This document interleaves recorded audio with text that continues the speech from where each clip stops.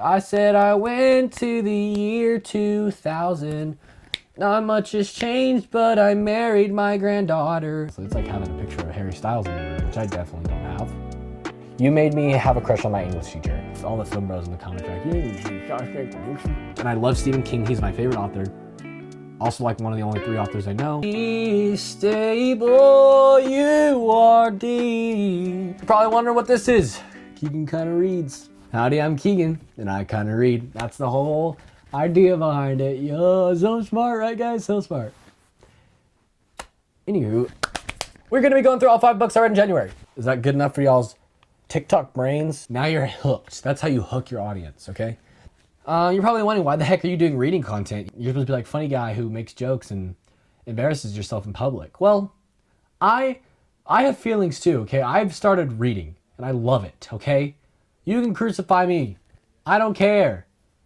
I'll read the Bible while I'm up there because I love reading. I read 5 books this month, which is pretty crazy for me because they're all pretty big books. And my first month reading, I read 5. If I could read 5 books every month, that means I read 60 books. You know how crazy that is, 60 books? I calculated that. That's 5 books a month. Here's the page number of these books. If you're examining closely, you're probably saying, well, Keegan, I don't know if you can tell. That's 4 books. You're probably wondering, you said 5, Keegan. Why is there only 4 books there? Well, I lied to you. I'm just kidding. I read 1 book online. Not like a Kindle or anything, because I don't have one of those yet. Or maybe ever, because I like physical media. But maybe I'll get a Kindle. Guys, comment below if I should get a Kindle. This book is about an English teacher who time travels back in time to stop Kennedy's assassination. You probably already know that. If not, now you do. I rated this book 0 out of 5 stars. I'm just kidding. I wonder if anyone was like, oh, I hate you. This book's amazing. I really did love this. It is my new favorite book ever, which is not saying a lot because, as I said, I just started reading, and I grew up reading Magic Treehouse and these like dog books. If you know what I'm talking about, I'll pop up a picture right there. But now that I'm actually getting into novels, I feel like every book's gonna be my favorite book. And I have 2 5 stars from this month, and this is one of them. It is such a beautiful story. It's literally a romance. It is huge. It's so long, but I loved every second of it. And I love Stephen King. He's my favorite author. Also like one of the only 3 authors I know. Sadie Dunhill, The Woman You Are. You made me have a crush on my English teacher. That's a joke. My English teacher is a professor, and he's a dude. Wait, Jake's the English teacher. Sadie's a librarian. You made me have a crush on my librarian. I think everyone should read this book. It is so beautiful. I did not crack the spine, guys, I don't think. I don't really know what that's about, but I didn't crack it, I don't think. It just feels like you're living in this world. Like Stephen King delves so deep in this book into like his just daily life, and I think that's so interesting. That it's like stays so compelling throughout that. Like he's just talking about the most generic things, and you just love it. You just love it so much. Second book you can see behind me is The Buffalo Hunter Hunter. Now, this book, I don't know how to describe this. This book is about a girl, a guy, a pastor. This book's about a pastor in the early 1900s. And then he's like writing a journal about this Native American who comes in and starts telling him things while all these bodies are showing up with like face paint and they're being like skinned alive. And so he kind of has to like figure out what's going on with all these people who are showing up dead. And it's interesting, to say the least. It's a horror book. It wasn't that scary, I don't think. Like, it was horror. There were times where I literally felt disgusted. I was like, ugh. Like literally stick to my stomach.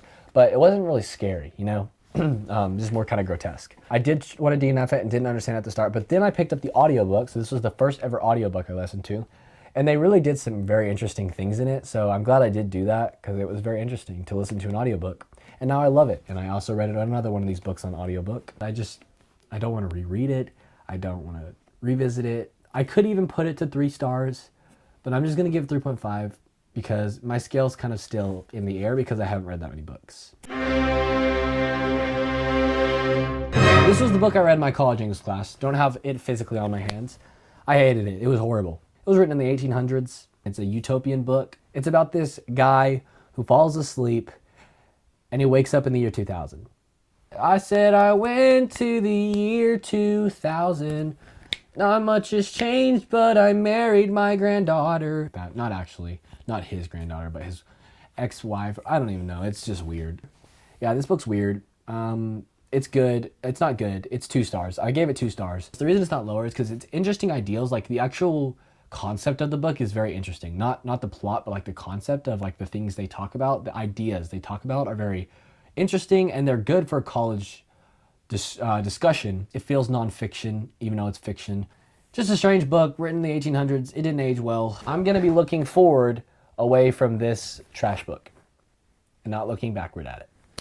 Because it's called looking, you get the pun? Yeah.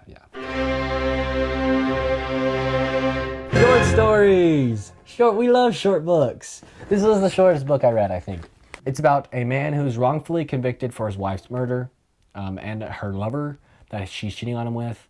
And he kind of just like is a great guy, and he does great things in prison. And he asks for some models, some posters of models that he can look at night. At least it's not anything weirder than that. You know, that's kind of borderline weird.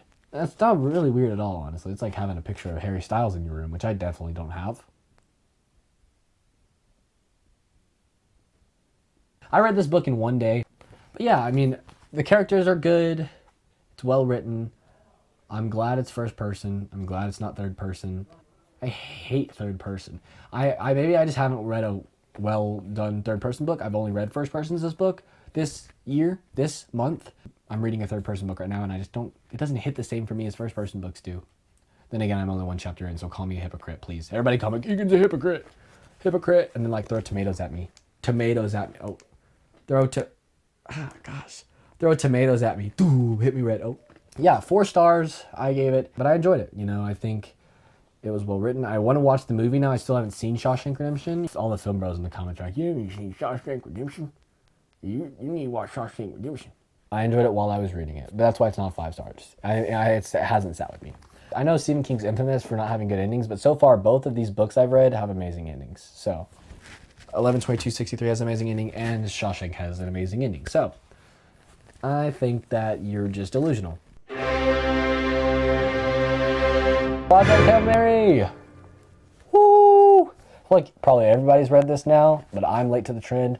But at least I read it before the movie came out, and at least I don't have that punk A-word movie cover, because that's all I could find. When I got this book at the airport, guess what book I was looking for? This one, and guess what? Ryan Gosling's face was on it. So I was like, no, I'm not getting it. And then I went to my Walmart, and I was like, oh, they probably have it. I've seen they've had books there. Ryan Gosling's face was on the shelf, so I was like, oh my gosh, not getting it. Then I ordered it off Amazon, and I'm so glad I did. This book is about a science teacher who wakes up on a ship and learns he has to save the world. It's a very interesting way it's told. It's kind of told through flashbacks and current memories, and I love that. The Buffalo Hunter tried to do something similar to that. It like was told in the past, and then it flashed to the future at the same time. Later, it was just not as good as this book. This is a 5-star book. Another 5-star, my second 5-star, 2 5 stars in 1 month. Maybe that's because I'm just getting into reading and I just love everything I'm reading, but I really think these are just 2 spectacular books. 11/22/63 and Project Hail Mary are both 5 stars. Now, which one is better? He's stable, you are deep. That's how I feel about these books, okay? So yeah, I did listen to this one on audiobook, and it was so good. I wish that they had done more kind of like what they did with Buffalo Hunter. There was like some cool like little like technical aspects of that audiobook, and they didn't really do that here. They did it with one of the characters' voices. This one made me laugh, man. I really laugh in a book. I never really laughed, but I laughed, man. I was like, a lot. I think it was because I was listening to the audiobook and it was funny. Like the way he was saying it. I just cracked the spine. I'm just kidding. I'll crack your spine. What the? Yeah, I read this book, obviously, or else it wouldn't be on here. It was so good. Genuinely, I loved the characters. I almost cried, I'm telling you, because of how much I love the characters. Like, I teared up. I have a video. And I read this one also, guys, in 1 day. I read this whole thing in 1 day. There's a short that'll be coming out soon about that. Here was actually how close it was. There's a movie coming out with Ryan Gosling. Glad I don't have his face on here. Love Ryan Gosling, but I like this cover more. I'm very excited to see how Ryan Gosling does play this character in the movie. I watched the trailer. I'm also interested to see that. I don't want to spoil this for anybody, obviously, but there's a big plot twist. Not really big. Like, people were saying it's the biggest plot twist in that, in the whole book, and I don't think that's true. Like, it's very early on you hear about that.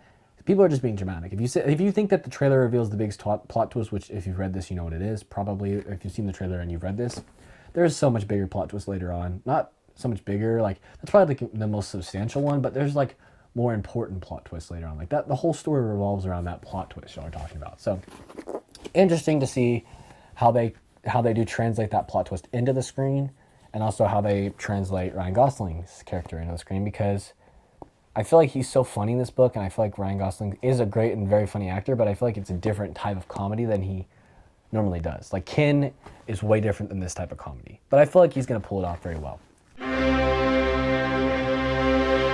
I'm just Ken. Anywhere else I'd be a 10. Is it my destiny? I don't know what else to say. Subscribe. If you like vlog content and reading content, this is the place for you. I got some exciting projects coming up. Anyways, peace out, girls and guys, gals and guys, and gals, guys, and gadgets.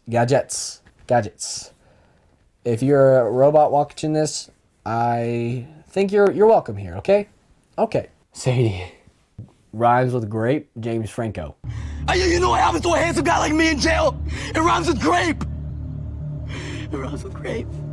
All right, James Franco or Dave Franco? Is that the other brother's name? Whichever one was in Regretting You. And fight for me. I'm just Ken and I'm enough.